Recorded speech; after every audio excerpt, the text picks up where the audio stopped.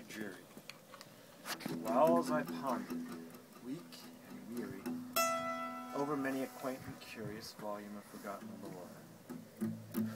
While as I nodded, nearly napping, suddenly there came a tapping, as of someone gently rapping at my chamber door. "'Tis some visitor," I muttered, rapping at my chamber door. "This it is, and nothing more." Ah, distinctly I remember. It was in the bleak December, and each separate dying ember wrought its ghost upon the floor. Eagerly I wished the morrow. Vainly I had sought to borrow from my books surcease of sorrow. Sorrow for that lost Lenore, for that rare and radiant maiden whom the angels named Lenore. Nameless here forevermore. And the silken, sad, uncertain rustling of each purple curtain filled me with fantastic terrors never felt before.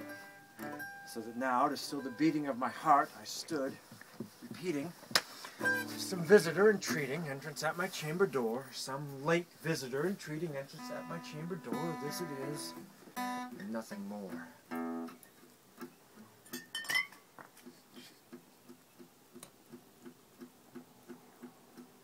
Lost my place.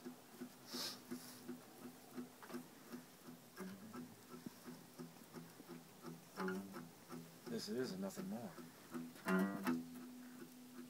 Presently my soul grew stronger, hesitating then no longer.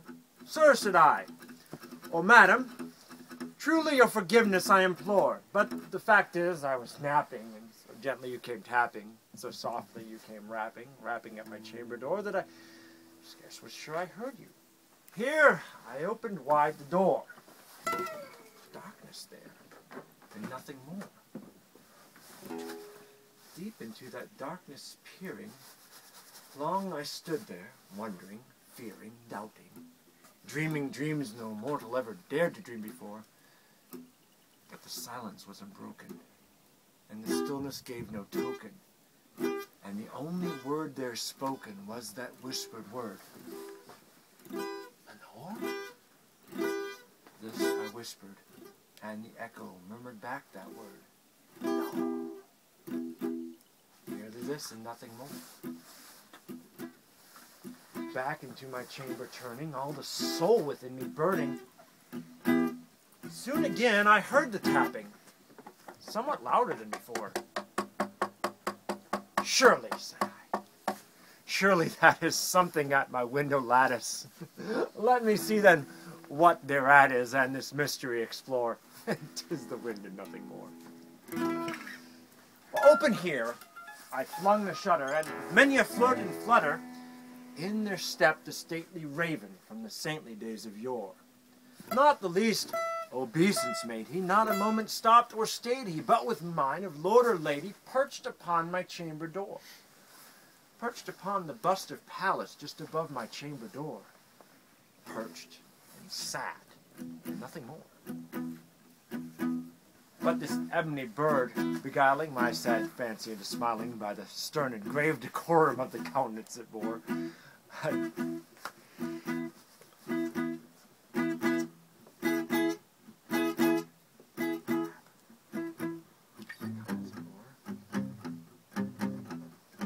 though thy crest be short and shaven, thou, I said, art sure no craven, ghastly, grim, and ancient raven, wandering from the nightly shore.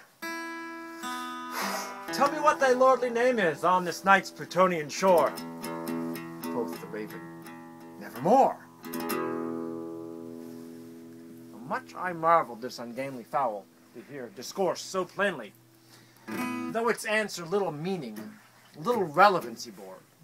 For we cannot help agreeing that no living human being ever yet was blessed with seeing bird above his chamber door. Bird or beast upon the sculptured bust above his chamber door with such name as Evermore.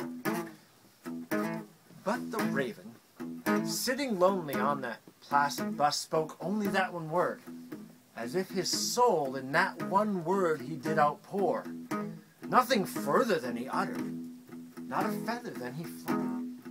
till I scarcely more than muttered, my other friends have flown before. On the morrow he will leave me, as my hopes have flown before. Then the bird said nevermore. Startled by the stillness broken by reply so aptly spoken.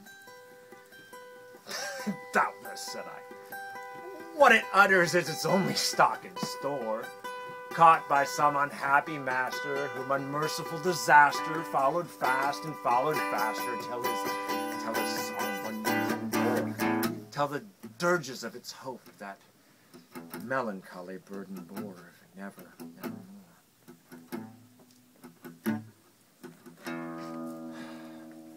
But the raven still beguiling all my fancy into smiling. Straight, a wheeled cushion seat, in front of bird and bust and door, and deep into the velvet sinking, I betook myself to link this fancy under fancy, thinking what this ominous bird of yore, what this grim, ungainly, ghastly, gaunt, and ominous bird of yore meant in croaking nevermore. Thus I sat, engaged in guessing, but no syllable expressing to the fowl whose fiery eyes now burned into my bosom's core. This and more I sat divining, with my head at ease reclining, cushions velvet lining, which the lamplight glowed o'er, whose velvet violet lining with the lamplight gloating o'er, she shall press nevermore. Then methought the air grew denser, perfumed by some unseen censer, swung by seraphim whose footfalls tinkled on the tufted floor. Wretch, I said, thy God hath lent thee. By these angels he has sent thee respite and nepenthe from thy memories of Lenore. Quaff this kind nepenthe and forget the lost Lenore. Quoth the raven, nevermore. Prophet, said I, thing of evil.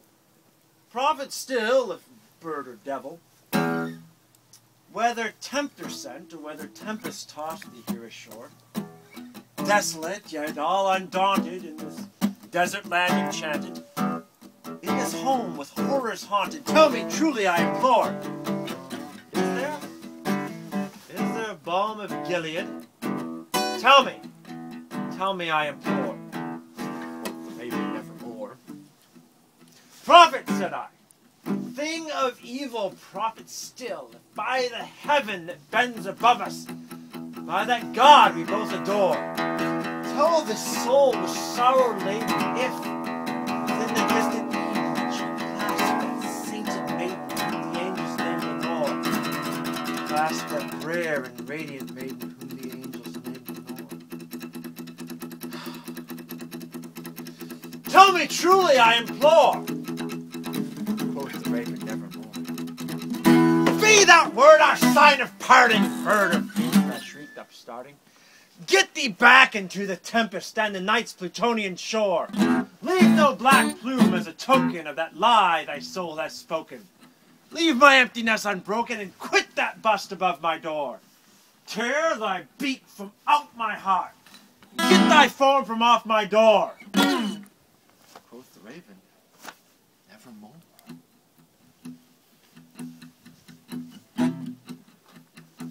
And that raven,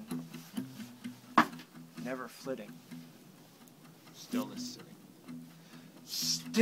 sitting on the pallid bust of Pallas just above my chamber door, and his eyes have all the seeming of a demon that is dreaming, and the lamplight o'er him gleaming throws his shadow on the floor, and my soul, about that shadow which lies floating on the floor, shall be